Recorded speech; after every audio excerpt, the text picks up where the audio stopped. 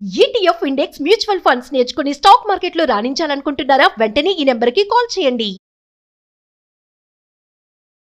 Welcome to Suman TV. నేను మీ Suman TV Nag. Few days నుంచి నేను సుబ్బారావు గారు ఫ్యామిలీకి సంబంధించినటువంటి కంటెంట్ చేస్తూ ఉన్నాము. అందులో ముఖ్యంగా టీనేజ్ పిల్లలకు సంబంధించినటువంటి ఇష్యూస్ ఏదున్నా సరే ఇక్కడ మేము డిస్కస్ చేస్తున్నాము.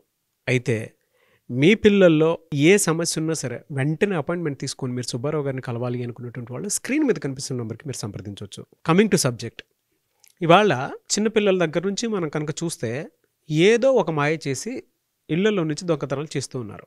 అది ప్రేమపూర్వకంగా స్టార్ట్ అవుతుంది, చిన్న చిన్నగా, అంటే చాక్లెట్ దొంగతనం నుంచో అక్కడి నుంచి అలా స్టార్ట్ అవుతూ ఉంది. పెద్ద అయిన తర్వాత పెద్ద పెద్ద దొంగతనాలకి వెళ్ళేంత స్థాయికి వెళ్ళిపోతూ ఉంది. పిల్లల్లో మనం రెగ్యులర్గా చూస్తే దొంగతనాలు ఎలా స్టార్ట్ అవుతాయి, ఎందుకు దొంగతనాలు చేయాలనిపిస్తుంది, ముఖ్యంగా టీనేజ్ పిల్లల్లో ఏం ట్రిగర్ చేస్తుంది దొంగతనాలు చేయడానికి అనేది ఈరోజు మనం సుబ్బారావు గారి మాటలో అడిగి తెలుసుకుందాం. అండ్ అది మాన్పించాలి అని అంటే ఏం చేయాలి అనేది కూడా సుబ్బారావు గారి మాటలో అడిగి తెలుసుకుందాం. నమస్కారం సుబ్బారావు గారు. నమస్తే అండి నాగరాజు గారు. జనరల్గా చూస్తూ ఉంటామండి మనం పిల్లల్లో దొంగతనాలు ఎలా స్టార్ట్ అవుతాయి, రూట్ కాజ్ ఏంటి? దొంగతనం నేరం అంటారా నాగరాజు గారు? ఎందుకంటే నేరం అండి. శ్రీకృష్ణుడు చిన్నప్పుడు వెన్నను దొంగతనం చేస్తే చిలుపు కృష్ణుడు అన్నారు, చిలుపుతనం అన్నారు. పెద్ద అయ్యాక మన మనసులను దొంగిలిస్తే అంటే మన మనసులను గెలుచుకుంటే దేవుడు అన్నారు. సో ఆ యుగానికి ఈ యుగానికి తేడా ఉందంటారా? అది లోక కళ్యాణం కోసం జరిగింది. అవునండి. సో ఇంకా సీరియస్గా దీంట్లో చూస్తే అండి, దొంగతనం అనేటువంటి భావం అత్యంత ప్రమాదకరం అండి. మనిషిని ఏ స్థాయికైనా దిగజార్చేస్తుంది. ఆ సందర్భంలో వ్యక్తిత్వం కిందకి పడిపోతుంది, విలువలు అనేటువంటివి, వాళ్ళ విలువ అనేటువంటిది తగ్గిపోతుంది. మరి ఇలాంటి దొంగతనం కొంతమందికి పరిమితమా? సంపన్న వర్గాల్లో, ధనికుల్లో, మధ్యతరగతిలో, పేద వర్గాలు, అంటే వీళ్ళలో కొంతమంది మాత్రమే దొంగతనం చేస్తారంటే మీకు ఈరోజు విస్తుపోయే నిజాలు చెప్పబోతున్నా. ఏ వర్గం అనేది అనవసరం అండి, ప్రతి వర్గంలో కూడా దొంగతనం అనేటువంటి ఆలోచన ఎవరికైనా ఉంటుందండి. ఉదాహరణకి ధనిక దేశం USA అంటారు కదండి, అక్కడ షాప్ లిఫ్ట్ చేసే వాళ్ళ శాతం ఎంతో తెలుసా మీకు? 9.09. అక్కడ పిల్లల్లో 12 నుంచి 16 సంవత్సరాల మధ్యలో ఉన్నటువంటి పిల్లల్లోనండి నలుగురిలో ఒకరు షాప్ లిఫ్టింగ్ అనేటువంటి చేస్తూ ఉంటారని వాళ్ళ సర్వేలే చెప్తున్నాయి.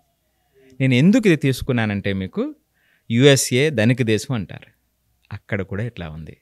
మరొక విస్తుపోయే నిజం మీకు చెప్పబోతున్నాయి. ఇప్పుడు జస్ట్ 1 month క్రితం బెంగళూరులో 10వ తరగతి చదువుతున్నటువంటి ఒక అమ్మాయి తనకున్నటువంటి 2 ఫ్రెండ్స్ PU చదువుతున్నటువంటి పిల్లలతో కలిసి 380 గ్రాముల బంగారం, 24 లక్షల క్యాష్ వాళ్ళ ఇంటి నుంచి దొంగిలించింది.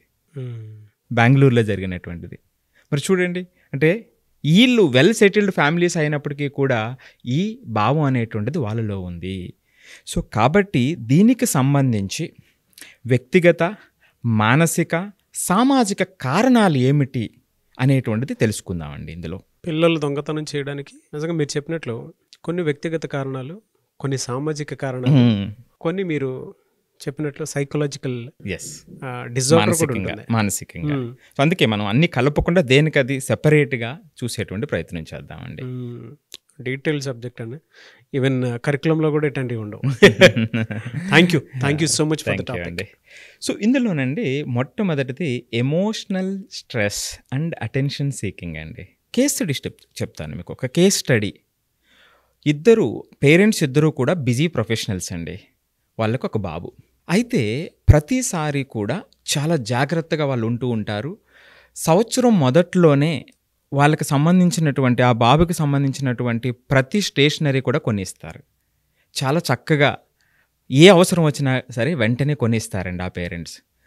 అలాంటి పేరెంట్స్కు పుట్టినటువంటి ఒక బాబు స్కూల్లో బాక్స్ దొంగతనం చేసుకొచ్చాడండి. మీరు ఊహిస్తారా? ఊహించరు.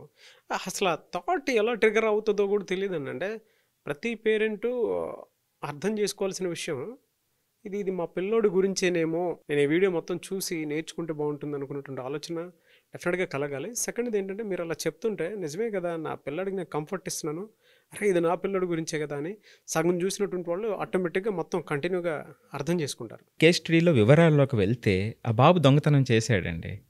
పేరెంట్స్ వెళ్ళారు స్కూల్కి. ఎందుకు చేశాడు అంటే మీరు ఆశ్చర్యపోతారు. ఎందుకు చేశాడు అంటే ఈ పేరెంట్స్ అన్ని సౌకర్యాలు ఇస్తున్నారు కానీ వాళ్ళ టైం ఇవ్వట్లేదండి.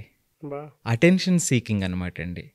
అంటే నెగటివ్ పని చేస్తున్నప్పటికీ కూడా అక్కడ పేరెంట్స్ అటెన్షన్ లేదని ఆ పిల్లవాడు దొంగతనం చేస్తాడు. ఇది సైకలాజికల్గా కూడా చెప్తారు. నెగటివ్ యాటిట్యూడ్ వస్తున్నప్పటికీ కూడా దొంగతనం అనేటువంటిది అలవాటు చేసుకుంటారు అనేటువంటిది. సో ఈ అటెన్షన్ అనేటువంటిది ఇది ఎలాగా చెప్తుంది అంటే ఇది సైకాలజీ అటెన్షన్ కోసం అని. ఇక్కడ 2 విషయాలు చాలా లోతుగా చూడాలి. మనం చాలా విశ్లేషణ చేస్తున్నాం. రియల్గా వాస్తవంలో ఏం జరుగుతుంది అనేటువంటిది మనం చూస్తూ ఉన్నాం కదండి. ఇక్కడ పేరెంట్స్ తప్పుగా అర్థం చేసుకున్నారనుకోండి, అరే నీకు ఇన్ని సౌకర్యాలు ఇచ్చినా 4 దెబ్బలు వేసి మనం మాట్లాడకుండా చేశారనుకోండి, ఆ నేచర్ ఆ పిల్లల్లో పెరిగిపోతుందంటారా లేదంటారా? అసలు కారణం తెలియదు కదా. అవును. సో వాడు ఆ లోపల ఎమోషనల్ స్ట్రెస్ వచ్చేస్తుంది, ఏం చేయాలో తెలియదు, ఇంకొంచెం లోతుకి వెళ్ళిపోతాడు.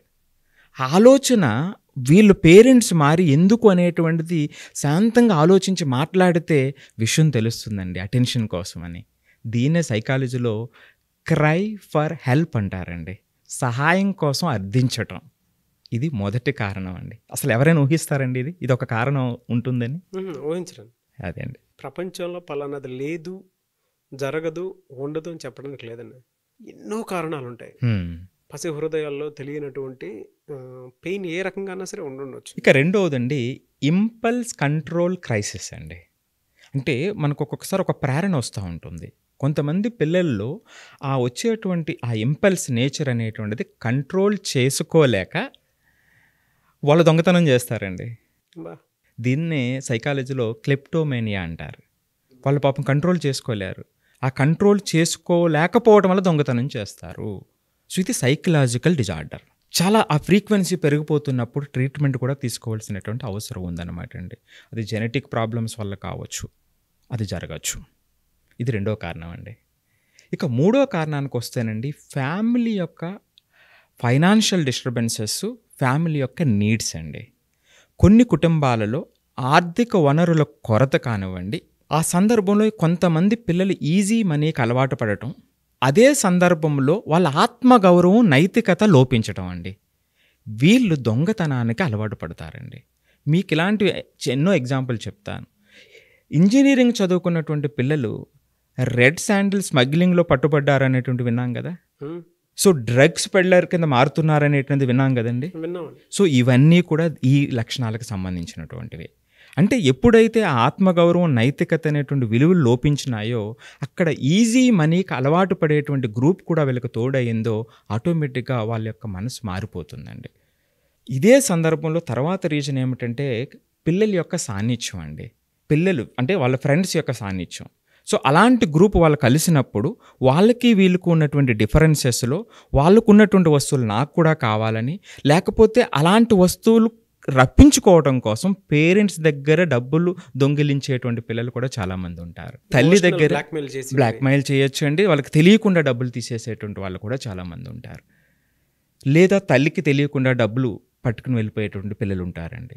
ఇది ఎందుకు అంటే వాళ్ళ యొక్క సాన్నిధ్యం కోసం, అంటే ఆ సహచరుల సాన్నిధ్యం ఏదైతే ఉందో వాళ్ళ లెవెల్కి మీట్ అవ్వటం కోసం, అంటే వాస్తవ పరిస్థితిని అర్థం చేసుకోకుండా వీళ్ళు ఇలా ప్రవర్తిస్తూ ఉంటారు.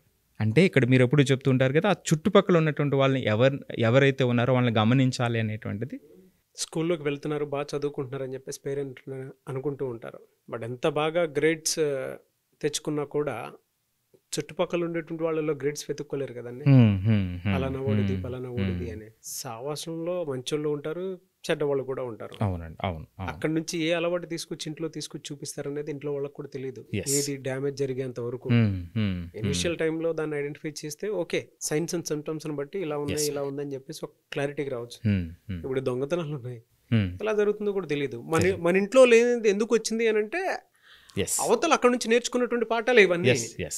కరెక్ట్. ఎడ్యుకేషన్ అయితే నేర్పిస్తారేమో కానీ మిగతా వాటికి అయితే ఫ్రీ కదండి. అవునండి, అంతే కదా, అంతే కదా. ఈజీగా కూడా నేర్చుకుంటారు, కష్టం కూడా లేదు అందులో. సో దీంట్లో నుండి ప్లెజర్ సీకింగ్ కోరుకుంటారండి పిల్లలు. ఎందుకంటే ఇప్పుడు ఒక దొంగతనం చేశారండి, దొంగతనం చేసిన తర్వాత పట్టుపడలేదు అనుకోండి, అది ఒక అడ్రినలిన్ ఒక న్యూరో ట్రాన్స్మిటర్ని ఇస్తుంది, ఒక ఆనందాన్ని, ఒక ప్లెజర్ని ఇస్తుంది వాళ్ళకి. దాన్ని మళ్ళీ రిపీట్ చేస్తారండి. ఇక లాస్ట్ది వచ్చేటప్పటికండి మీడియా, సినిమాలు ఆ హీరోస్ని గ్లామరైజ్ చేసి దొంగతనం అనేటువంటిది ఒక హీరోయిక్ క్వాలిటీగా చూపించినప్పుడు ఎవరైతే వాళ్ళని ఫాలో అవుతున్నారో అది వాళ్ళ నిజ జీవితంలో కూడా దాన్ని ఫాలో అయ్యి ముందుకు తీసుకెళ్తారండి. ఈవెంట్ 5 కారణాలు చూసారా, ఏ కారణానికి ఆ కారణం డిఫరెంట్గా ఉంది, అసలు మనం ఊహించిన విధంగా ఉంది. సో జనరల్గా మనం ఏం చేస్తామంటే ఎప్పుడైనా ఫ్యామిలీకి సంబంధించిన నీడ్స్లు చేస్తారేమో అనుకుంటే వాళ్ళు అది కూడా అన్నిసార్లు చెయ్యరండి. కొంతమంది ఆ విలువలు లోపించినప్పుడే. సో కొన్ని కారణాలు, మొదటి కారణం అయితే చాలా విచిత్రంగా ఉంది చూసారా. సో ఇట్లాగండి ఇది ఉండేటువంటి కారణాలు. ఇంకో కారణం కూడా గుర్తొస్తుంది, చెప్పండి. టీనేజ్ లో ఫ్రెండ్స్ లో ఇమేజ్ క్రియేట్ చేసుకోవడం కోసం, అటెన్షన్ సీకింగ్ చెప్పినారు. అండ్ ఎవరైనా టీనేజ్ లవ్ ఒకటి ఉంటుంది, అది లవ్ అనాలా ఇంకా ఆ అట్రాక్షన్ కి వేరే పేరు ఏదన్నా సరే ఏ రకంగా అనుకున్నా వాళ్ళు ఇంప్రెస్ చేయడం కోసం వీళ్ళ ఆర్థిక స్తోమత లేకపోయినా సరే ఉన్నట్టుగా లేనిది ఉన్నట్టుగా చూపించుకోవడం కోసం, అంటే షో ఆఫ్ చేసుకోవడం కోసం కొన్ని దొంగతనాలు కూడా జరుగుతాయి. Attention seeking, attention seeking. నీకోసం నేను ఏదైనా చేసేస్తాను, లేదా ఫ్రెండ్స్ లో అయితే నీకోసం నేను ఏదైనా చేస్తాను రా అనుకున్నటువంటి. మీరు చెప్పినట్లు సినిమాలు దీన్ని ప్రామాణికంగా తీసుకోవడానికి అవకాశం కూడా ఉంటుంది. ఎందుకంటే అరే ఇలా కూడా చేయొచ్చు, మనం తప్పే ఉంది గ్రాంటెడ్ గా తీసుకుంటారు. ఈవెన్ నేను ఒకటైతే క్లియర్ గా చెప్పగలుగుతాను, వైఫ్ అండ్ హస్బెండ్ ఇంట్లో కూడా మనం చూస్తూ ఉంటాం. దొంగతనం లాంటి ఎక్కడ స్టార్ట్ అవుతాయనంటే అలవాట్లలో కూడా స్టార్ట్ అవుతుంది. హస్బెండ్ ఏమో వైఫ్ కి తెలియకుండా సిగరెట్ తాగటాలు, కొంచెం లేదంటే వైఫ్ హస్బెండ్ కి తెలియకుండా డబ్బులు దాయటం, సంథింగ్ అలాంటి జరిగినప్పుడు మేబీ వాళ్ళ పాయింట్ ఆఫ్ వ్యూ నుంచి కొంచెం పెద్ద అయిన తర్వాత మెచ్యూర్డ్ గా చూసేటప్పటికు ఇది అవసరం, వాల్యూస్ కోసం, కొన్ని వాల్యూస్ కోసం ఉంటేనే బాగుంటుంది అనుకున్నటువంటి అనవసర గోప్యత పాటించడం. ఈ గోప్యత కంటి ముందు ఎప్పుడైతే కనిపిస్తూ ఉంటుందో పిల్లలకు ఆ గ్రాంటెడ్ అనేది ఈజీ అయిపోతుంది, అడ్వాంటేజ్ తీసేసుకుంటారు. ఎస్, ఇది తప్పు కాదు.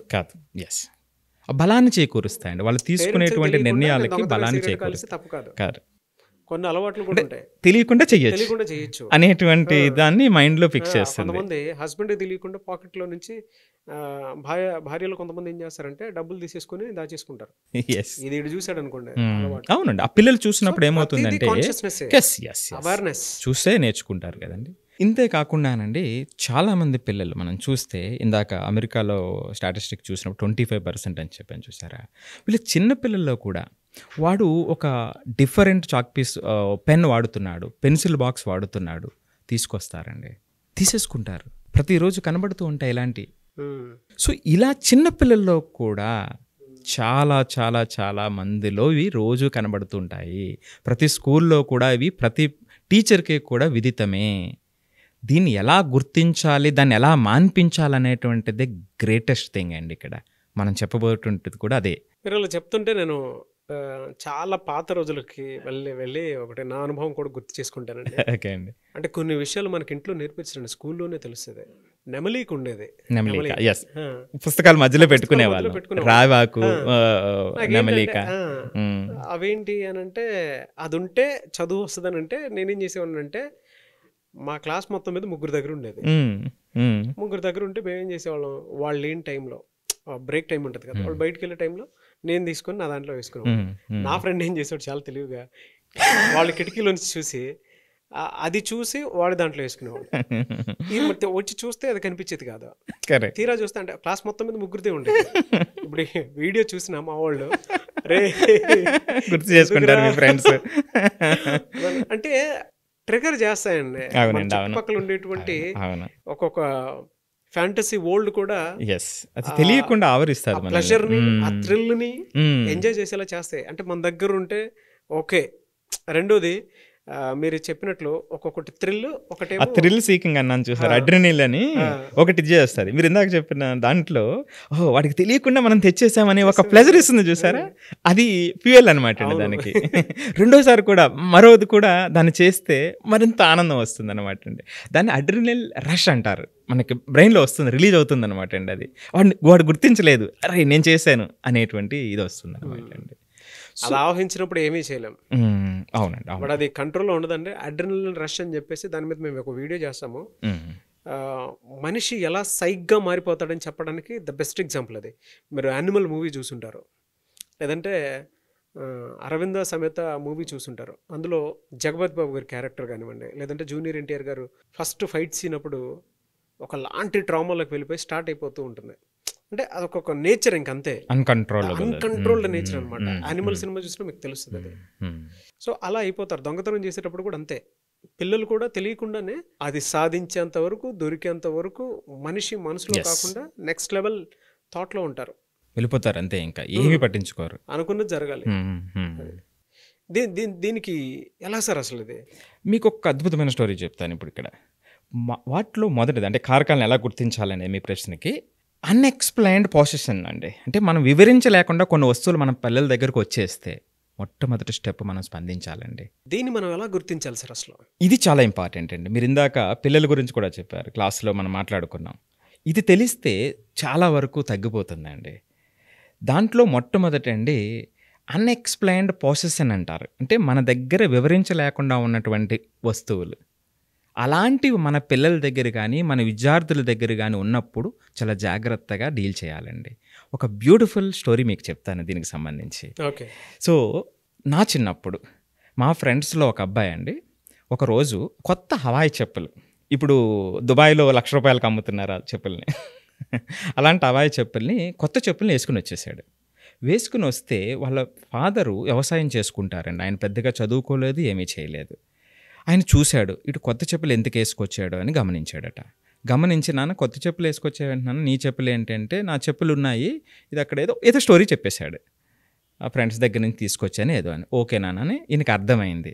వీడు కళ్ళల్లో సూటిగా చూసి మాట్లాడలేకపోతున్నాడు, ఏదో స్టోరీ చెప్తున్నాడని. ఓకే నాన్న అని పడుకోమన్నాడు. పడుకున్నాడు. ఉదయాన్న వెళ్ళేటప్పుడు చూశాడు ఏ చెప్పులు వేసుకు వెళ్తాడు అని. పాత చెప్పులు వేసుకు వెళ్ళాడు. కొత్త చెప్పులు అనేటువంటి అక్కడే ఉన్నాయి. అప్పుడు ఈయన ఏం చేశాడంటే, కొత్త చెప్పులను పట్టుకుని మధ్యాహ్నం ఈయన పొలం పనులన్నీ చూసుకుని స్కూల్కి వచ్చాడండి. స్కూల్కి వచ్చి టీచర్కి, ఇదిగో ఇలా జరిగిందండి, చెప్పులు వేసుకొచ్చాడు, అసలు ఏం జరిగిందో తెలియకుండా ఒకసారి వాకప్ చేయండి అని ఆయన చదువుకోలేదు, వ్యవసాయం చేసుకునేటువంటి వ్యక్తి తీసుకొచ్చి టీచర్తో మాట్లాడాడండి.